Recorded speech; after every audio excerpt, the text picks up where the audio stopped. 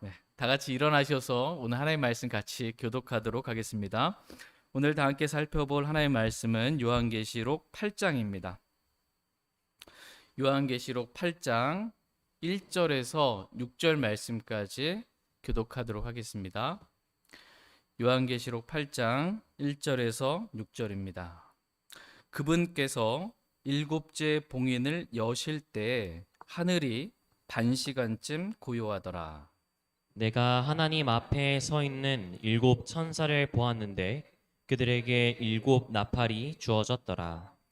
또 다른 천사가 금향로를 가진 채 와서 제단 앞에 서고 많은 향을 받았으니 이것은 그가 그 향을 모든 성도들의 기도와 함께 그 왕자 앞에 있는 금제단 위에 드리려 함이더라. 성도들의 기도와 함께 피어난 향의 연기가 그 천사의 손에서 나와 하나님 앞에서 위로 올라가더라. 그 천사가 향로를 취하고 그것을 제단불로 가득 채워 땅에 던지니 음성들과 천둥들과 번개들과 지진이 있더라. 일곱 나팔을 가진 일곱 천사가 나팔을 불려고 준비하더라. 아멘. 예, 잠시 말씀을 제가 기도하겠습니다.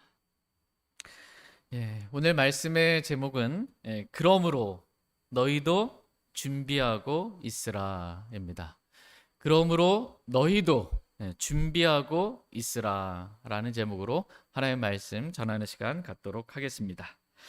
하나님께서 오늘 저와 여러분이 먹기 원하시는 말씀은 그러므로 너희도 준비하고 있으라라는 말씀입니다. 하나님은 우리가 이 말씀을 먹고 마음에 간직하기를 원하십니다. 그래서 저와 여러분이 하나님 앞에서 늘 준비된 자가 되기를 주님은 원하십니다.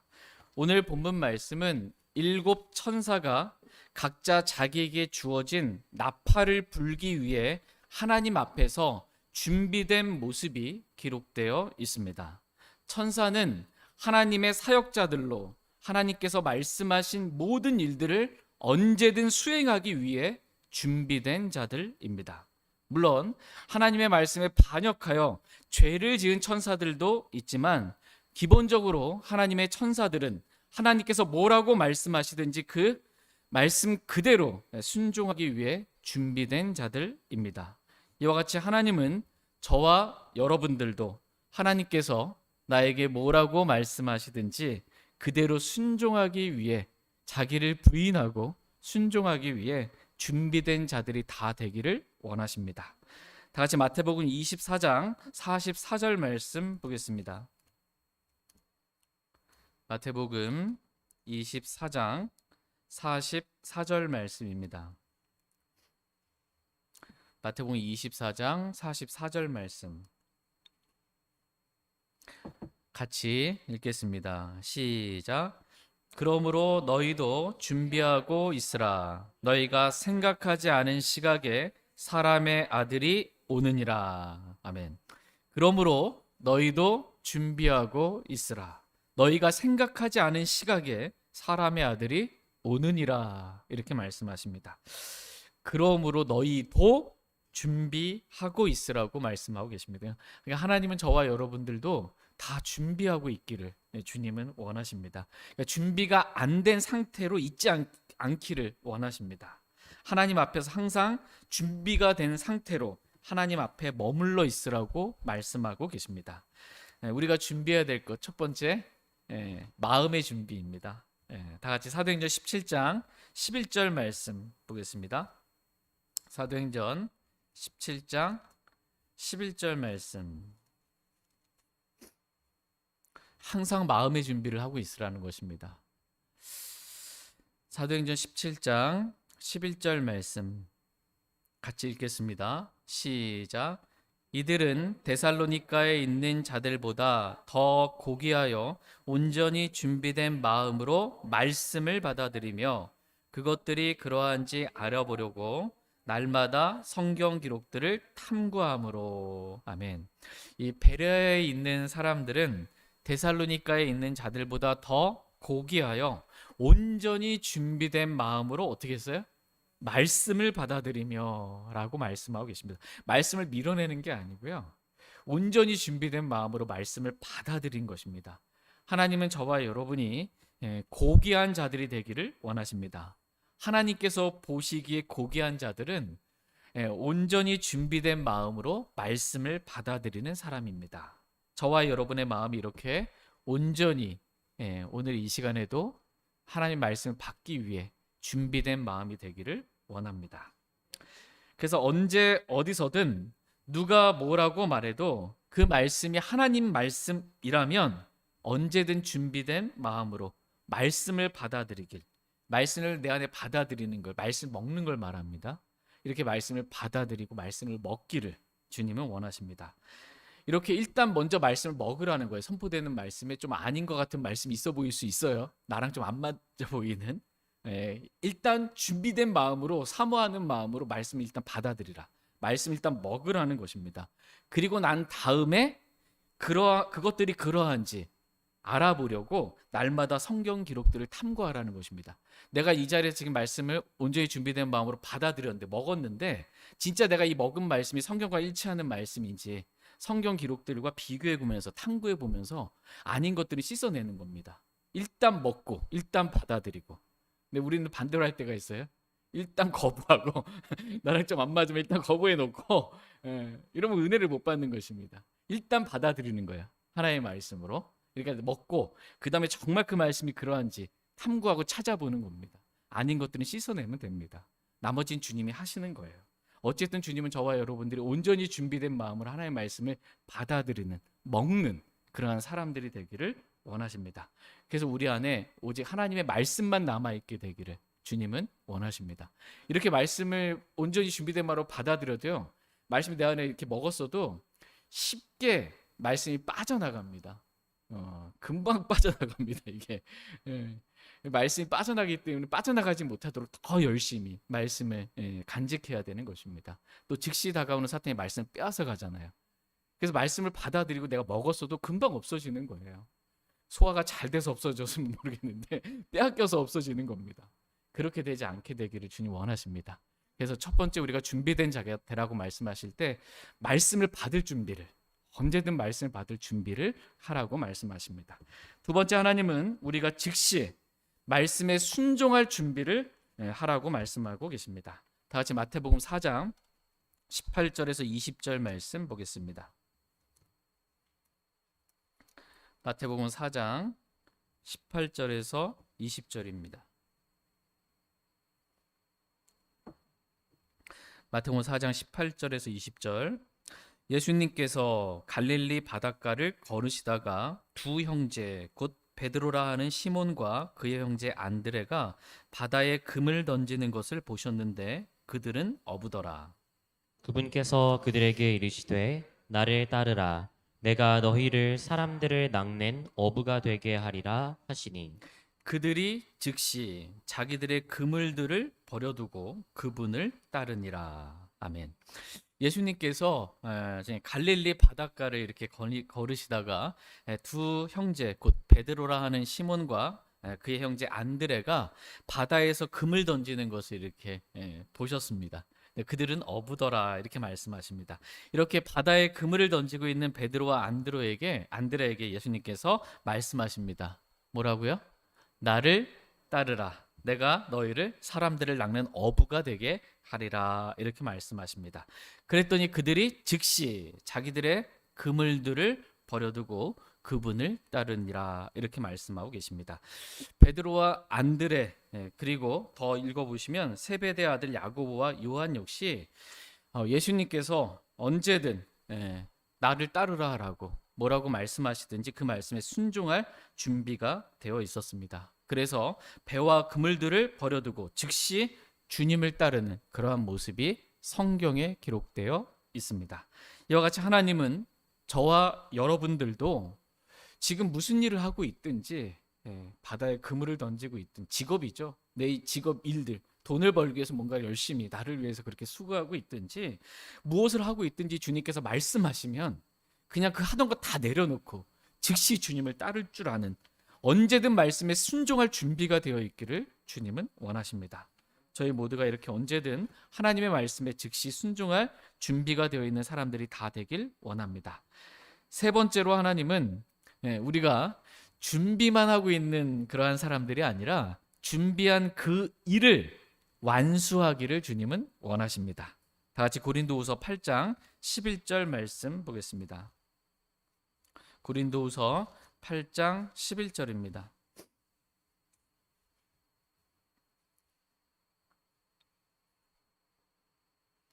고린도후서 8장 11절 말씀 같이 읽겠습니다. 시작. 그러므로 이제는 그 일을 행하기를 완수하라. 이로써 마음에 원하여 준비된 대로 그렇게 너희가 가진 것으로 또한 완수하라. 아멘. 그러므로 이제는 그 일 행하기를 어떻게 해요? 완수하라. 이렇게 말씀하고 계십니다. 그러니까 언제까지 준비만 하고 있을 거냐라는 거예요. 예루살렘 교회에 필요가 있었습니다. 근데 그 교회에 이제 후원 헌금을 하기로 한 거예요. 1년 전부터 준비를 했는데 1년 동안 계속 준비만 하고 있는 거야. 이제 그거 좀 완수하라고 이렇게 말씀하고 계시는 것입니다. 이제는 너희가 준비한 그 일들을 완수하라라는 것입니다. 저희 모두가 언제든 하나님의 말씀을 들을 마음의 준비를 하기 원합니다. 그리고 언제든 하나님의 말씀에 즉시 순종할 준비를 하기 원합니다. 그리고 그 준비한 일들을 행하기 위해 중간에 포기하지 않고 끝까지 완수할 수 있는 저와 여러분 다 되길 원합니다. 그래서 하나님께 기쁨이 되며 하나님께 영광을 돌리며 사는 저희 모두가 되길 원합니다. 이렇게 준비된 자로서 사는 삶, 이것이 주님을 만날 준비를 하며 사는 그러한 삶입니다. 그러니까 언제 주님이 오실지 모르잖아요. 항상 준비된 마음으로 말씀에 순종할 그런 준비된 그런 마음으로 사는 거예요. 그렇게 순종하면서 그것을 나에게 맡겨주신 일을 내가 나의 달려갈 일을 끝까지 끝마치면서까지. 그럼 주님 오셨을 때 주님 만날 준비가 됐죠. 그리스도의 심판석에 회개에 보고할 준비가 된 것입니다. 다 같이 오늘 본문 말씀인 요한계시록 8장 1절 말씀 보도록 하겠습니다. 요한계시록 8장 1절입니다. 같이 읽겠습니다. 시작. 그분께서 일곱째 봉인을 여실 때 하늘이 반 시간쯤 고요하더라. 아멘. 지금 어린 양께서 일곱 봉인으로 봉인된 책을 하늘에서 이렇게 하나씩 여실 때마다 그 책에 기록된 재앙들이 이 땅에 이루어지는 것을 말씀하고 계십니다. 다 같이 신명기 29장 27절 말씀 보겠습니다. 여섯째 봉인이 열린 것까지 우리가 살펴봤고 지금 일곱째 봉인이 열린 거 보는 겁니다. 신명기 29장 27절 말씀. 신명기 29장 27절 말씀. 27절 같이 읽겠습니다. 시작. 주의 분노가 이 땅을 향해 타올라 이 책에 기록된 모든 저주를 그 위에 내리셨으며, 주의 분노가 이 땅을 향해 타올라 이 책에 어떻게 해요? 기록된 모든 저주를 그 위에 내리셨다. 이렇게 말씀하고 계십니다. 그러니까 책에 기록된 그 모든 저주를 주께서 내리셨다라는 것입니다. 하나님께서 책에 기록된 대로 행하셨다라는 것입니다. 그러므로 성경 책에 뭐라고 기록되어 있는지가 중요합니다. 왜냐하면 하나님은 성경책에 기록된 대로 그것이 복이 기록되어 있든 그것이 저주가 기록되어 있든 기록된 대로 하나님은 행하시는 분이시기 때문입니다. 그러니까 어린 양께서 일곱 봉인으로 봉인된 책을 이렇게 봉인 하나하나씩을 떼실 때마다 그 책에 기록된 저주가 이 땅에 지금 대환란 때 지금 실행이 되고 있는 거예요. 이루어지고 있는 것입니다. 저주가 임하는 겁니다. 책에 기록된 심판과 저주가 임하는 것입니다. 그래서 첫째 봉인을 여실 때 복습입니다. 어린 양께서 첫째 봉인을 여셨어요. 첫째 봉인을 여실 때 무슨 색깔의 말이 나왔어요?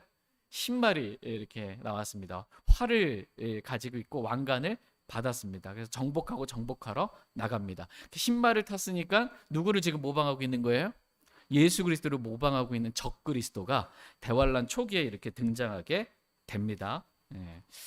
두 번째 어린 양께서 이렇게 봉인을 둘째 봉인을 여기시니까 어떤 색깔의 말이 나왔어요?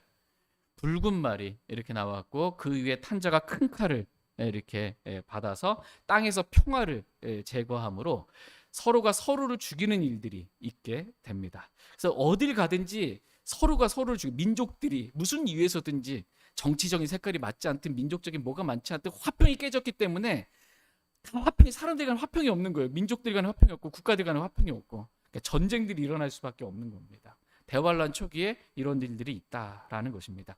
어린 양께서 셋째 복인을 여실 때 무슨 색깔의 말이 나왔어요? 검은 말이 나왔습니다. 그 위에 탄자가 뭘 가졌어요? 저울을 가졌습니다. 그래서 이 음식을 먹을 때마다 이거 재서 먹어야 될 만큼 무서운 기근이 이 땅에 있게 되는 것입니다.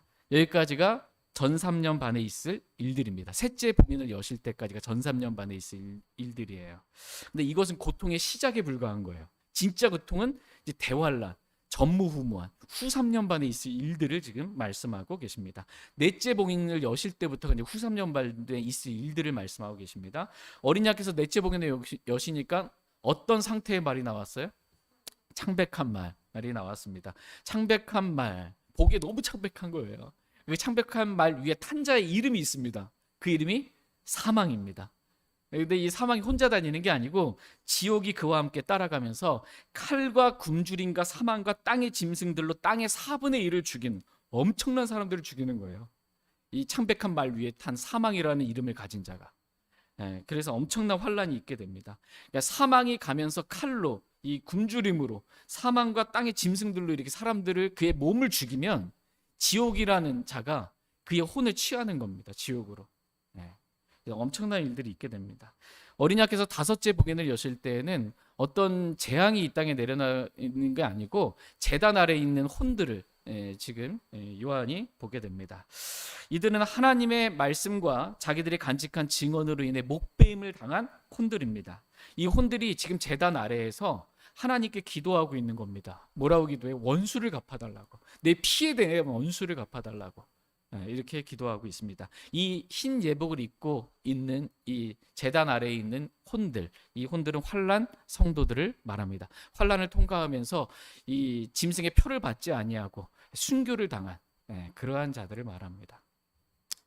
어린 양께서 여섯째 봉인을 여실 때 대환란 여섯째 봉인을 여시면 후 3년 반 중에서 대환란 끝부분을 말해요. 이 끝에 엄청난 일들이 일어나겠는데 큰 지진이 있다라고 말씀하고 해는 그 검은 머리털로 짠 상복과도 같이 해가 검게 되는 겁니다. 달은 피같이 되고 하늘의 별들은 무화과가 강풍에서 설익은 무화과가 떨어지듯이 그렇게 막 떨어지게 되고 하늘은 두루마리 같이 말려서 떠나고 모든 산과 섬들도 그것들의 자리에서 옮겨지게 된다라고 말씀하고 계십니다. 실로 엄청난 한 번도 경험하지 못했던 그러한 일들이 대환란 끝에 일어나게 되는 겁니다.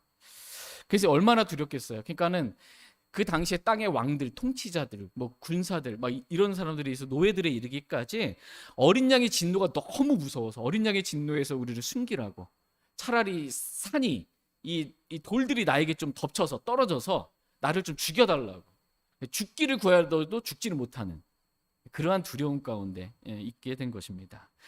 이 일들이 대환란 끝에 이렇게 일어날 일들입니다. 그리고 이제 이게 요한계시록 6장에서 여섯째 봉인이 이렇게 열리는 거고요. 요한계시록 7장에서 그럼 이렇게 7년 환란을 통과하면서 하나님의 일들을 하는 하나님의 인을 받은 동정 14만 4천 명 그들은 누구인가? 12지파에서 12,000명씩 이렇게 하늘의 왕국 복음을 전하기 위해 온 세상에 전하기 위해 하나님께서 사역자들로 삼으신 그러한 자들을 말합니다. 유대인들에서 14만 4천 명만 구원받는다는 말이 아니다라는 것입니다. 동정들이에요. 이들은 왕국의 복음을 전하는 그래서 사도의 표적 같은 엄청난 표적들을 행하면서 어떠한 해도 입지 않으면서 하나님께서 친히 지켜주시고 보호하신 가운데 대환란에서 왕국의 복음을 전하는 그러한 사람들이 14만 4천 명입니다. 그리고 이들의 사역을 통해서 구원받은 환란 성도들 아무도 셀 수 없는 큰 무리가 누구인지 흰 예복을 입은 큰 무리가 이들은 환란에서 나와 환란을 통과해서 거기서 나온 그들에 대해서 말씀해주고 계십니다. 그리고 오늘 본문 말씀인 요한계시록 8장 1절에 오늘 본문 말씀이 이렇게 기록되어 있습니다. 요한계시록 8장 1절 다시 한번 보겠습니다. 같이 읽겠습니다. 시작. 그분께서 일곱째 봉인을 여실 때 하늘이 반 시간쯤 고요하더라. 예, 어린 양께서 일곱째 봉인, 마지막 이제 봉인을 여신 겁니다. 그랬더니 무슨 재앙이 일어난 게 아니고요. 재앙이 이미 여섯째 봉인까지 다 쏟아 부어진 거예요. 그래서는 일곱째 봉인을 여실 때에는 그냥 하늘이 반 시간쯤 고요하더라. 이렇게 말씀하고 계십니다.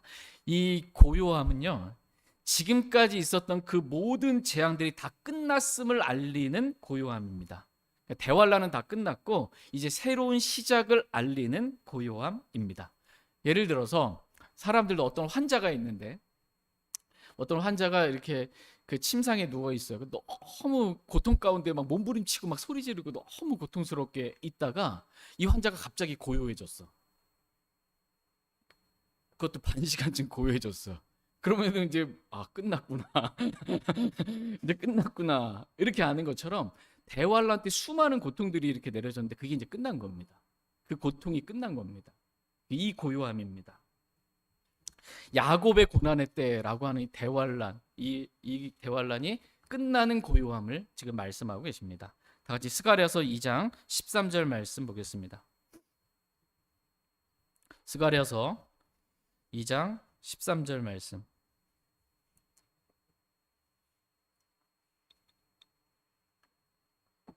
스가랴서 2장 13절 말씀 같이 읽겠습니다. 시작.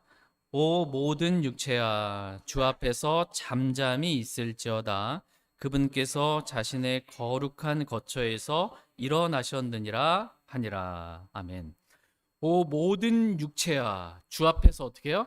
잠잠히 있을지어다. 그분께서 자신의 거룩한 거처에서 일어나셨느니라 라고 말씀하고 계십니다. 하늘에서의 이 고요함이 이 땅의 고요함으로 성취되는 것입니다. 하늘에서 봉인을 열면 그 책에 기록된 그 말씀이 땅에 이루어지는 거예요. 하늘에서 이루어진 하나님의 뜻이 이 땅에도 이루어지게 되는 것입니다. 하늘과 땅이 연관되어 있는 것입니다. 그래서 하늘에서 이 고요함이 땅의 고요함으로 성취된 것입니다. 그래서 이제 모든 대환란이 끝나고 모든 육체가 주 앞에서 잠잠하게 된 것입니다. 모든 육체가 대환란의 고통으로 인해 더 이상 울부짖지 않고 잠잠할 뿐만 아니라 자신들의 이 대환란을 통과하면서 이러한 고통을 주신, 그래서 자신의 죄로 인해서 스스로 고통을 받는 거잖아요. 심은 대로 걷는 거거든요. 하나님은 각 사람이 행한 그 행위대로 대갚아 주시는 그러한 분이십니다. 그럼 자기 죄로 회개해야 되는데 도리어 그게 아니고 대환란을 통과하는 사람들, 많은 사람들이 어떠냐, 이러한 고통을 주는 하나님을 저주하는 겁니다. 하나님을 대적하고 있는 거예요. 그런데 하나님 앞에서 그 입을 벌릴 수가 없는 거예요. 그 모든 육체가 하나님 앞에서 잠잠하게 되는 것입니다. 그리고 이제 예수님께서 자신의 거룩한 거처에서 일어나 이제 지상 재림하시는 것입니다. 우리의 죄들로 인하여 죽으시고 묻히시고 부활하시고 하늘로 승천하신 우리 주 예수 그리스도께서는 지금 하나님의 오른편에 어떻게 해요? 앉아 계세요. 그러다가 이제 일어나시는 건 뭐냐? 재림하시기 위해서 내려오시는 그러한 장면의 모습입니다. 다 같이 이사야서 41장 1절 말씀 보겠습니다. 이사야서 41장 1절 말씀 같이 읽겠습니다. 이사야서 41장 1절입니다. 네, 시작. 오 섬들아 내 앞에서 침묵하라. 백성들은 자기 힘을 회복하고 가까이 와서 말할지니라. 우리가 함께 재판 자리로 가까이 가자. 아멘. 오 섬들아 내 앞에서 침묵하라. 이렇게 말씀하고 계십니다. 대환란 때 이 바다에 내린 재앙들로 인해 고통 가운데 있었던 이 섬들이 막 쓰나미, 해일 막 이럴 거 아니에요. 바다의 3분의 1 배도 파손되고 막 이러한 이 육지뿐만 아니라 땅뿐만 아니라 이 섬들도 하나님 앞에서 잠잠하라는 것입니다. 하나님 앞에서 이 섬들도 이제는 모든 재앙들이 끝났기 때문에 잠잠하고 침묵하게 되는 것입니다. 이제 대환란은 끝나고 예수 그리스도께서 일어나셔서 지상 재림하심으로 이제 대환란 끝에 예수님이 지상 재림하시죠. 그 다음에 있게 될 일이 뭐예요? 민족들의 심판입니다. 민족들의 심판이 있게 될 것입니다.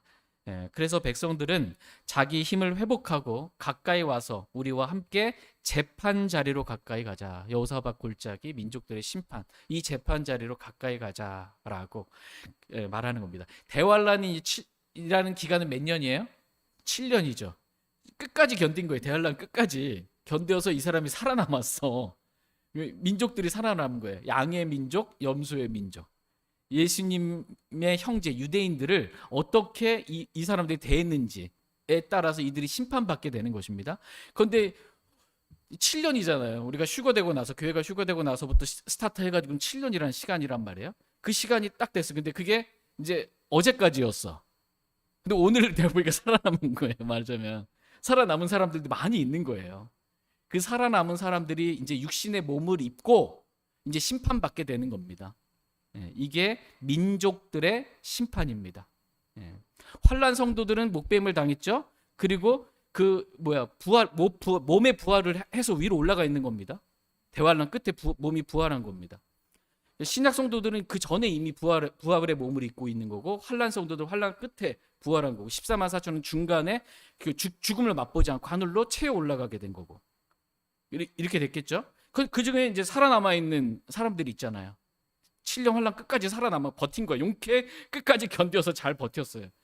이 사람들도 심판을 받게 되는데, 이 심판이 민족들의 심판이다. 그래서 유대인들은 어떻게 대했는지에 따라서 이들이 심판을 받게 돼서 양의 민족은 이 천년 왕국의 백성으로 들어가게 됩니다. 육신의 몸을 입고 천년 왕국의 백성으로 이들은 그대로 들어갑니다. 이해되시죠? 첫째 부활에 참여하는 자들은 그리스도와 함께 천년 동안 통치하는 통치자 계급이에요. 부활의 몸을 입고 통치하는 건데, 누굴 통치해? 통치할 백성이 있어야 될 거 아니에요? 그 7년 환란 끝까지 견뎌가지고 남아있는 양의 민족, 양들이 이제 몸을 입고, 육신의 몸을 입고 이 천년 왕국의 백성으로 들어가는 겁니다. 그래서 인간의 수명이, 자연 만물들은 어떻게 해요? 하나님께서 저주가 풀려서 에덴 동산과 같이 만들어 놓으세요, 이 땅을. 그리고 이 짐승들도 어떻게 해요? 본성에 이게 변화받게 되겠죠. 독사굴에 손을 넣어도 물지 않고, 사자도 풀을 뜯어먹고, 이렇게 되는 겁니다. 그리고 사람의 수명은, 육신을 입고 있는 이 사람의 수명은 나무와 같이 길게 되는 거예요. 그래서 1000년을 살게 되는 겁니다. 1000년 동안, 천년 왕국 동안. 100살 때 죽었어요. 그럼 아이가 죽었다. 지금 현재 사람 보통 100살이라고 치자면 한 10분의 1, 10살에 죽으면 아이가 죽었다 그러잖아요. 천년 왕국 때 100살에 죽으면 원래 사람의 수명이 1000년인데 아이가 죽었다라고 이렇게 말한다는 것입니다. 이들은, 그럼 천년 왕국의 백성들은 누구냐? 육체를 입고 있는 7년 환란에서 끝까지 살아남은 사람들. 그러면서 양의 민족으로 심판해서 양의 민족으로 살아남은 사람들. 이 사람들이 왕국 백성으로 들어가게 되는 것입니다. 그다음에 염소의 민족이 있어요. 염소의 민족은 어떻게 해요? 유대인들을 막 저기 숨었다고 고소하고 야곱의 고난의 때에 막 찌르고 막 이렇게 해가지고서, 이런 사람들은 염소 민족으로 이렇게 해가지고 마귀와 그의 천사들을 위해 예비된 영존하는 불에 던져지게 됩니다. 살아있는 채로 육신의 몸을 입고 그렇게 던져지게 됩니다. 이 내용이 마태복음 25장에 민족들의 심판 해서 이렇게 기록되어 있습니다.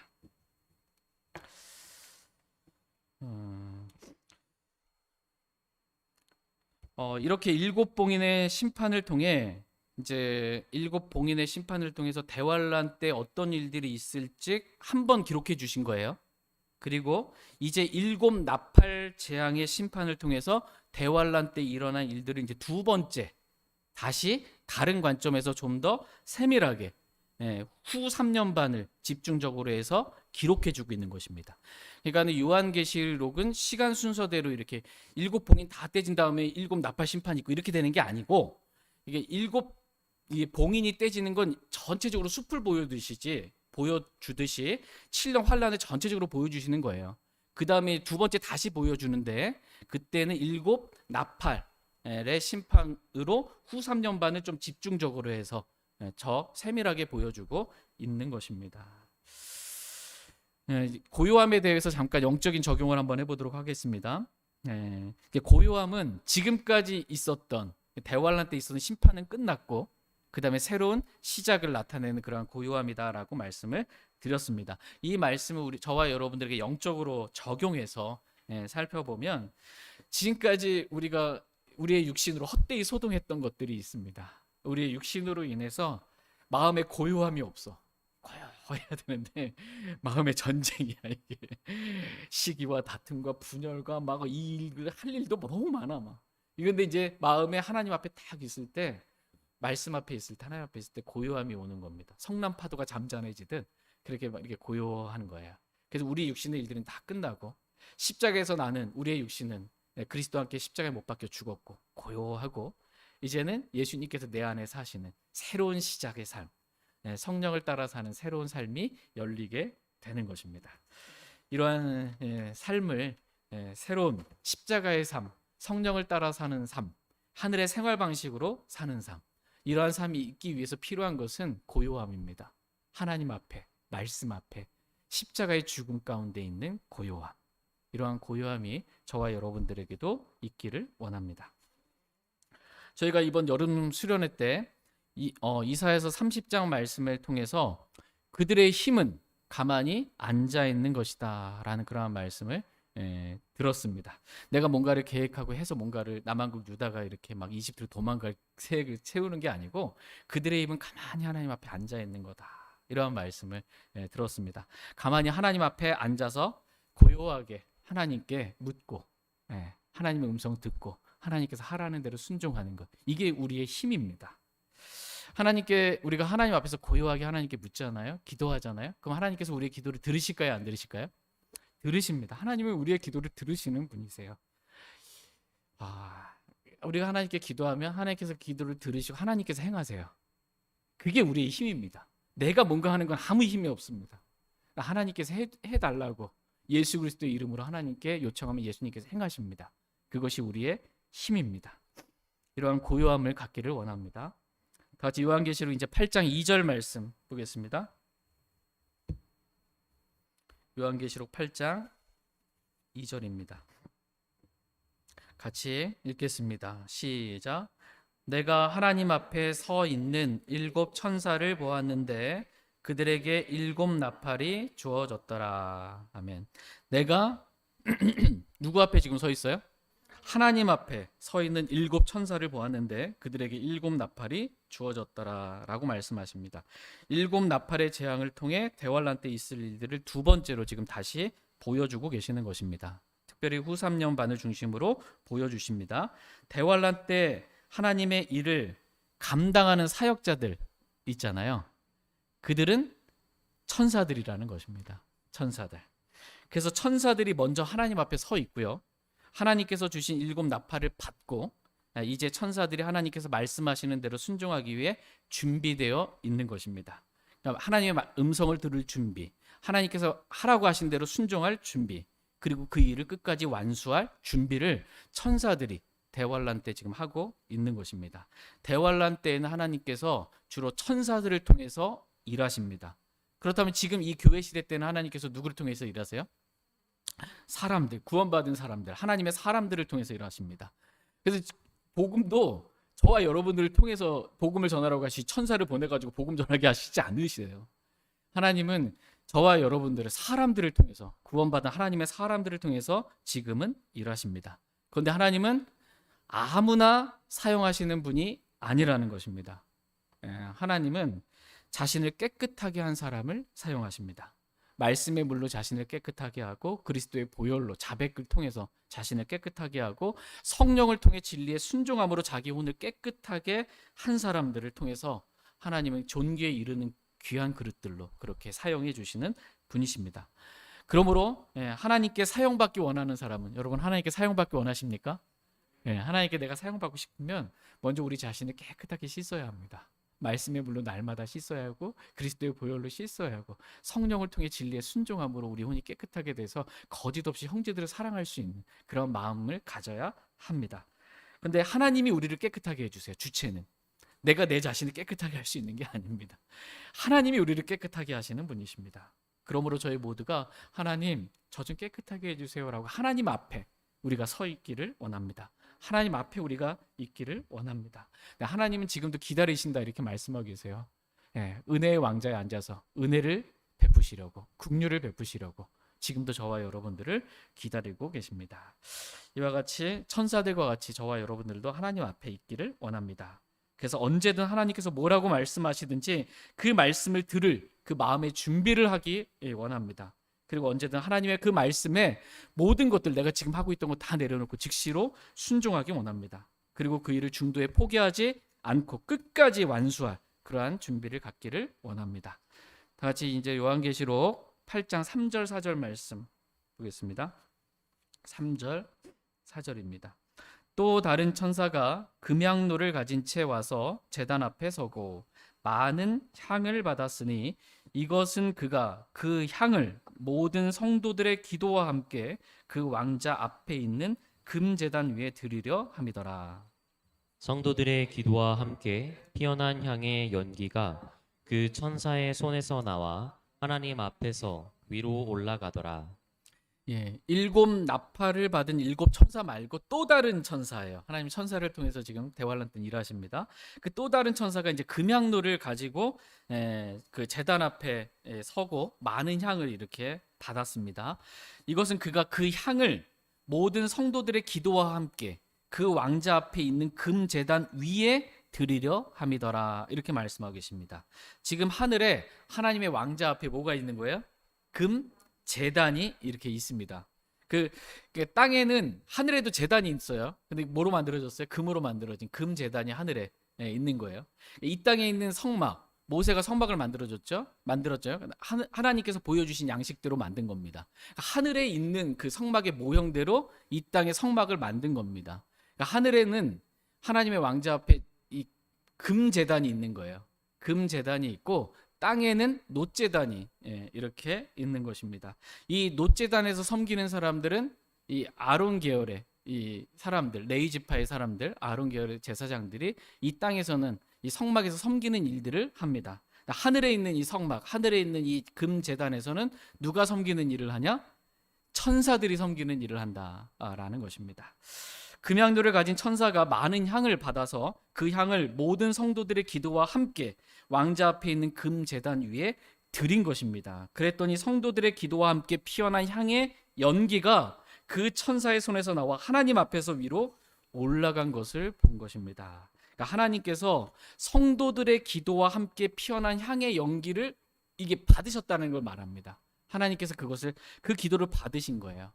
성도들의 모든 기도를 하나님께서 하늘에서 주님께서 받으셨다. 성도들은 땅에서 기도했는데 그 기도가 지금 하늘에 올라갔고 하늘에서 향처럼 성도들의 기도가 이렇게 받아들여지게 된 것입니다. 그래서 성경은 향을 가리켜서 이 하늘에 있는 이 향을 가리켜서 성도들의 기도다라고 말씀하십니다. 다 같이 요한계시록 5장 8절 말씀 보겠습니다.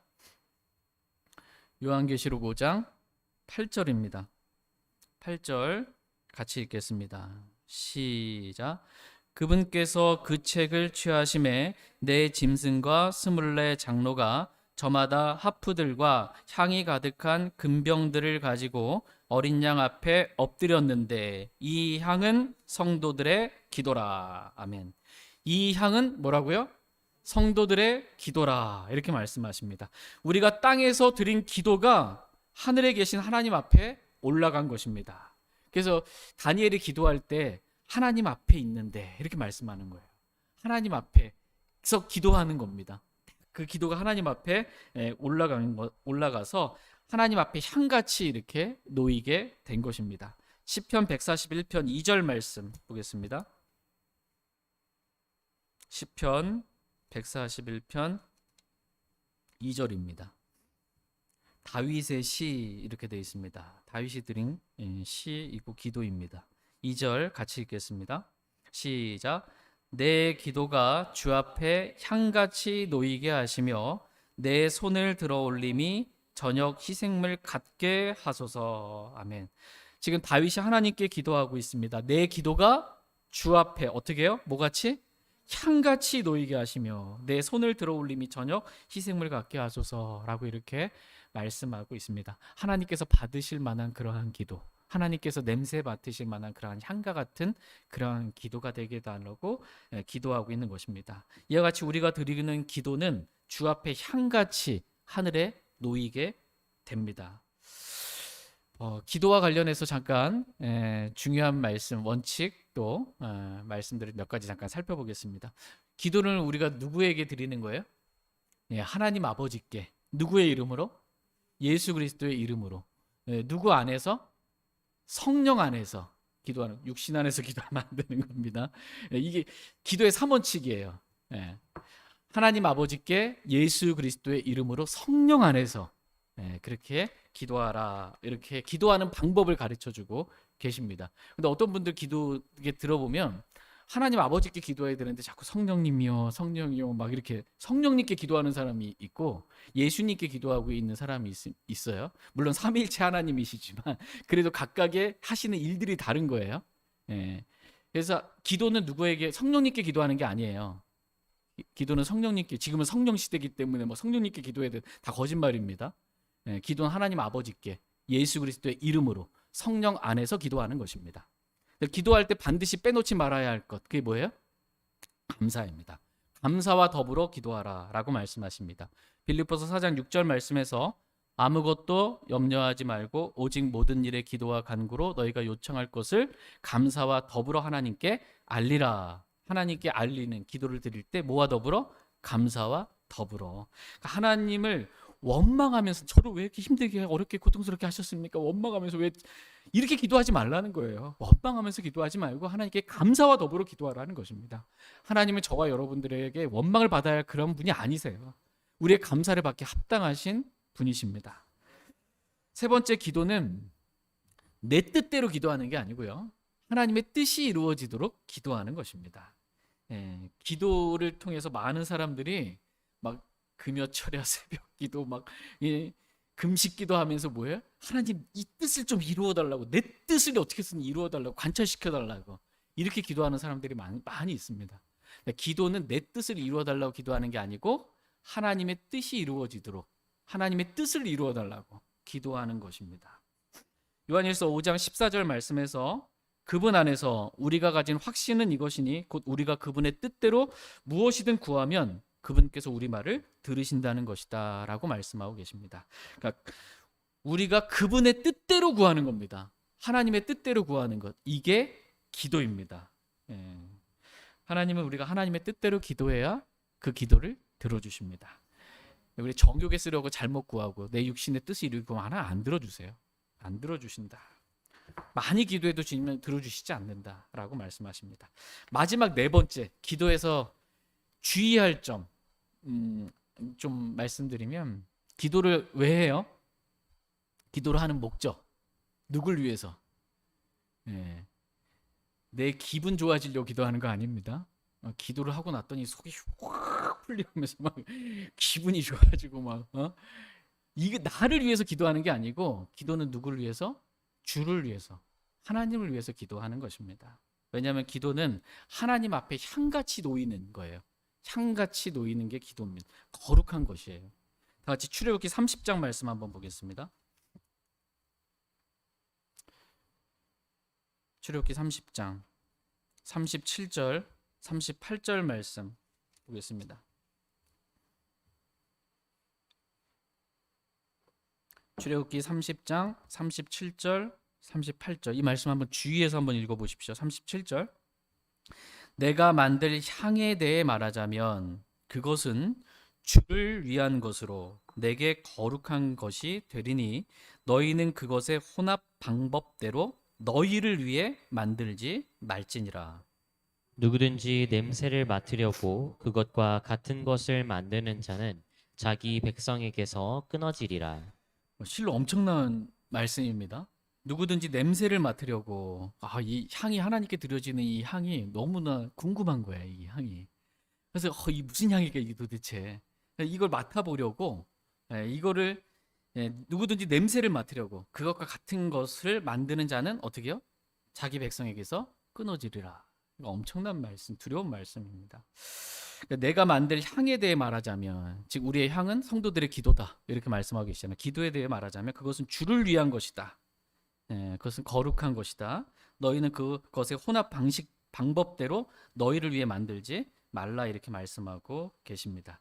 그러니까 하나님 앞에 향같이 놓이는 우리의 기도는 기본적으로 누구를 위한 거예요? 주를 위한 것이다 라고 말씀하고 계십니다. 여러분 왜 기도해요? 주를 위해 기도하는 거예요. 저기 생각이 좀 달라져야 합니다. 기도의 어떤 수준이라고 그럴까요? 이게 좀 바뀌어야 됩니다. 이게 나를 위해 이것 좀 이루어주세요. 나를 위해 이것 좀 해주세요. 저것도 해주세요. 이게 아니고 나를 위해 기도하는 게 아니고 주를 위해 기도하는 것이다 라고 성경은 말씀하고 계십니다. 그러므로 냄새를 맡으려고 자기를 위해 향을 만들지 말라 이렇게 말씀하고 계세요. 자기를 위해 기도하지 말라는 것입니다. 자기를 위해 기도하지 말고 주님을 위해 주님의 뜻이 이루어지도록 기도하라 라고 말씀하고 계십니다. 근데 방언하시는 분들 있잖아요. 제가 밴쿠버에 있을 때도 방언 하루에 4시간인가 몇 시간 하시는 분이 있었거든요. 엄청나게 방언하면 속이 후련합니다. 뭔가를 한 것 같은 거야. 방언으로 막 그렇게 하면은. 여기서도 봤어요. 어떤 분 얘기를 직접 만나서 교제를 나눴는데 이분도 방언으로 여기 어디 무슨 교회? 꿈의 교회. 죄송하네요. 어쨌든 저쪽에 있는 그 교회 다니시는 분인데 거기 이제 은사주의, 방언 이거 하는데 거기 가서 방언 기도하고 나면 막 속이 너무 후련하고 좋다는 겁니다. 그래서 방언이 성경적으로 왜 잘못됐는지를 하나하나 다 설명을 드렸어요, 이분께. 근데 막 얼굴이 붉어지고 막 우럭부럭 하시면서 말씀을 거부하시는 거예요. 그래도 나는 그냥 내가 방언했더니 내 속이 속이 후련하고 나 기분도 좋고 막 좋은데 왜 이게 잘못됐다고 하냐. 못 받아들이겠다. 이렇게 방언으로 기도하는 거는 뭐예요? 자기를 위해서 지금 향을 만드는 거예요. 이 향을 만드는 그 약제사의 제조법이 있습니다. 이 법대로 만들어라. 근데 그건 주를 위해서만 그건 쓰는 거지 너를 위해서 하는 게 아니다. 네가 냄새 맡으려고 하면 안 된다. 기도도 마찬가지입니다. 그 법대로 하라는 거예요. 하나님께서 가르쳐 주신 제조법대로 기도해라라는 겁니다. 성령이여라고 성령님께 기도하지 말라는 거예요. 아버지 하나님께 예수 그리스도의 이름으로 성령 안에서 기도하라는 겁니다. 육신 안에서 기도하지 말라는 거예요. 내 뜻대로 내 뜻을 관철하기 위해서 기도하지 말고 아버지의 뜻이 이루어지도록 감사와 더불어 기도하라는 것입니다. 근데 이걸 누굴 위해서? 나를 위해서 나조차고 기도하는 것이 아니고 하나님을 위해서 주를 위해서 기도하라 이렇게 말씀하고 계십니다. 다 같이 요한복음 14장 말씀 보겠습니다. 요한복음 14장 13절 말씀. 요한복음 14장 13절 말씀 보겠습니다. 같이 읽겠습니다. 시작. 너희가 내 이름으로 무엇을 구하든지 내가 그것을 행하리니 이것은 아버지께서 아들 안에서 영광을 받으시게 하려 함이라. 아멘. 너희가 내 이름으로 무엇을 구하든지 내가 그것을 행하리니 이것은 아버지께서 아들 안에서 어떻게 해요? 영광을 받으시게 하려 함이라고 말씀하고 계십니다. 기도하는 목적이 하나님께 영광을 돌리기 위해 하나님을 위해서 지금 기도하는 것입니다. 하나님 아버지께 예수 그리스도의 이름으로 기도했습니다. 아버지의 뜻대로. 그랬더니 예수님께서 그 기도를 들으시고 행하셨어요. 예수님께서 그 일을 행하셨어요. 그래서 그 기도에 응답받았잖아요. 예수님께서 행하심으로. 그럼 아들 안에서 누가 영광을 받아요? 하나님께서, 아버지 하나님께 영광을 받으신다는 거예요. 내가 드리는 기도가 응답받아서 나조차고 어려움 해결됐네 이게 아니고 내가 하나님께 기도했더니 예수님께서 그 일을 행해 주신 거예요. 그래서 주님께서 영광을 받으신 거예요. 하나님의 영광을 위하여 기도하라는 것입니다. 나를 위해서가 아니다 라고 말씀하고 계십니다. 저희 모두가 이렇게 하나님의 법대로 하나님의 말씀대로 하나님의 영광을 위해 하나님을 위해 기도하기를 원합니다. 다 같이 요한계시록 8장 5절 말씀 보겠습니다. 요한계시록 8장 5절입니다. 같이 읽겠습니다. 시작. 그 천사가 향로를 취하고 그것을 제단불로 가득 채워 땅에 던지니 음성들과 천둥들과 번개들과 지진이 있더라. 아멘. 그 천사가 향로를 취하고 그것을 제단불로 가득 채워 어디에 던졌어요? 땅에 던지니 음성들과 천둥들과 번개들과 지진이 있더라. 이렇게 말씀하십니다. 성도들의 기도가 하나님 앞에 응답되어 그 기도가 이제 땅에서 이루어지게 되는 것입니다. 그래서 땅에 음성들과 천둥들과 번개들과 지진이 있게 된 것입니다. 그러면서 그 기도의 응답으로 이제 7 천사가 나팔을 이렇게 불 때마다 땅에 수많은 재앙들이 이루어지게 되는 것입니다. 성도들의 기도가 응답돼서 이 땅에 7 나팔의 재앙, 심판이 이루어지게 되는 거예요, 지금. 이게 불 때마다. 근데 여기서 성도들이 드린 그 기도 있죠. 교리적으로는 환난 성도들이 드린 기도를 말합니다. 환난 성도들이 드린 기도. 영적으로 저희가 우리에게 적용해서 이 말씀을 살펴봤는데, 교리적으로 이 말씀의 의미는 성도들의 모든 성도들의 기도라고 했을 때, 이 성도는 구약 성도도 아니고 신약 성도도 아니고 환난 성도들을 교리적으로는 이 문맥 가운데는 말씀하고 계신다라는 것입니다. 왜냐하면 요한계시록 6장 10절에서 제단 아래에 다섯째 봉인이 열릴 때 제단 아래에 있는 혼들이 있었잖아요. 그 제단 아래에 있는 혼들이 큰 음성으로 거룩하시고 진실하신 주 하나님이여 하고 주님께 지금 기도하고 있는 거예요. 주께서 땅에 거하는 자들을 심판하사 우리 피해에 대한 원수를 갚아주지 아니하시기를 얼마나 더 지속하리까라고 땅에 거하는 자들에게 원수를 갚아달라고 지금 환난 성도들이 제단 아래에 있는 혼들이 지금 하나님께 기도하고 있는 것입니다. 그 기도가 하나님 앞에서 향같이 놓이게 된 것이고 그 기도가 지금 응답된 것입니다. 그래서 하나님의 천사를 통해 제단 이 불로 가득 채운 이 향로를 땅에 던지심으로 땅에 거하는 자들에게 지금 원수를 갚는 그러한 재앙의 심판들이 일곱 나팔을 통해서 응답되고 있는 것입니다. 이 일을 위해 언제든 하나님께서 말씀하시면 그 일을 실행하기 위해 지금 일곱 천사가 일곱 나팔을 불기 위해 준비하고 있는 것입니다. 같이 요한계시록 8장 6절 말씀 보겠습니다. 6절 같이 읽겠습니다. 시작. 일곱 나팔을 가진 일곱 천사가 나팔을 불려고 준비하더라. 아멘. 하나님 앞에 서 있는 일곱 천사가 나팔을 불려고 어떻게 해요?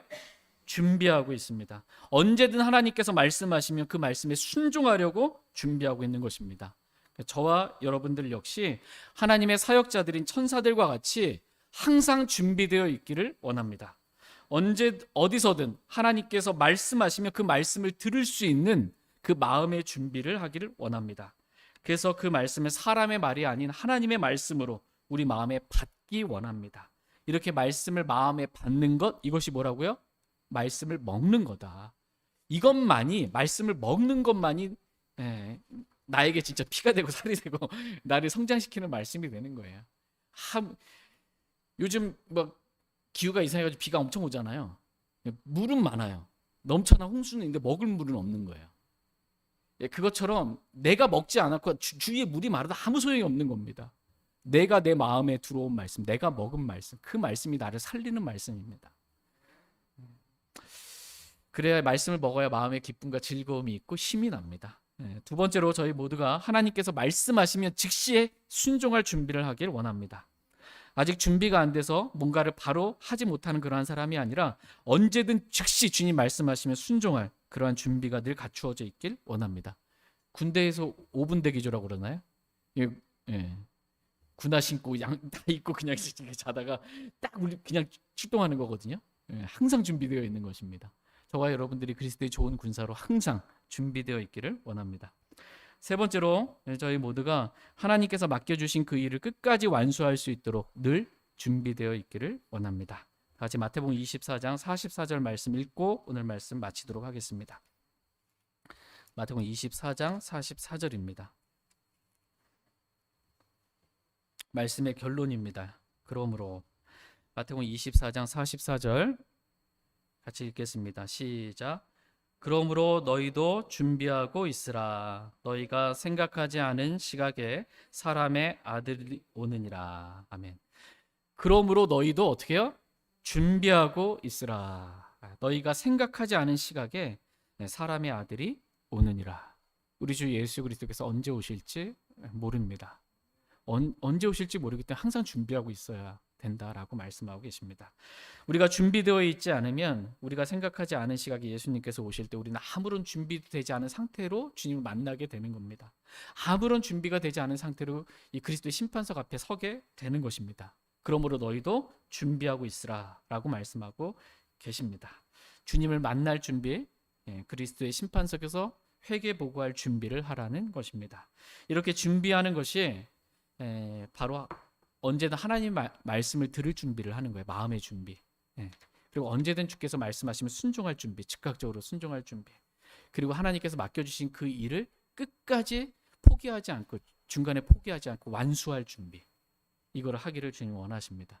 이렇게 준비된 삶을 사는 것, 이것이 곧 주님 만날 준비를 하는 삶이고 그리스도의 심판석에서 회개 보고를 할 준비를 하는 그러한 삶입니다. 저희 모두가 오늘 그러므로 너희도 준비하고 있으라 라는 이 말씀에 따라 하나님 앞에서 늘 준비된 자로 그렇게 발견되기를 원합니다.